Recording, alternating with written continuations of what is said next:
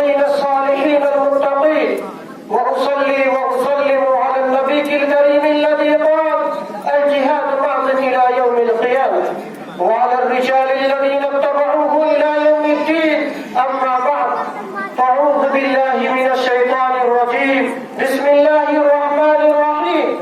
يا أيها الذين آمنوا إذا لقيتم الذين كفروا زحفا فلا تولوهم الأدبار، ومن يولهم يومئذ دبره إلا متحرفا لقتال أو متحيزا إلى فئة فقد باء بغضب من الله ومأواه جهنم وبئس المصير. إخواني في التوحيد وحضرة رئيس الحفل الموقر وزملائي في الدرس، أريد أن ألقي كلمة وجيزة عربية في موضوع الجهاد معظ إلى يوم القيامة.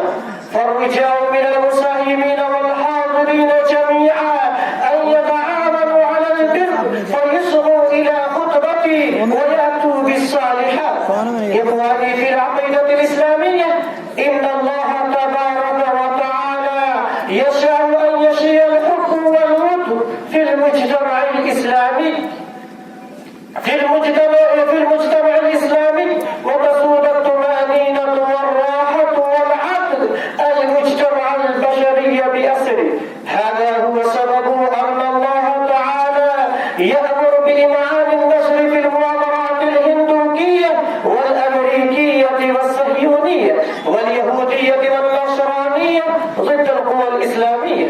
إذا تصدى أحد من المغالين والمتعالين لأحد من المسلمين الذين ارتضوا الإسلام دينا حتى يتمكن من أن يسدي خدمات مطلوبة للدين الإسلامي والعقيدة الإسلامية الصحيحة صابرا على أذى الكفار الأشرار وزاما عن عز الإسلام ومجد الإيمان مع عز الرجال الذين آمنوا وعملوا الصالحات وصاروا شخصيات صلحاء متقين وأحرزوا قصب الصدق في ميادين العلم والعمل والإخلاص والتوكل على الله تعالى والثقة بالتقدير الإلهي والاعتماد على ما قدر للإنسان، وصاروا نماذج طيبة في حياتهم الفردية والاجتماعية.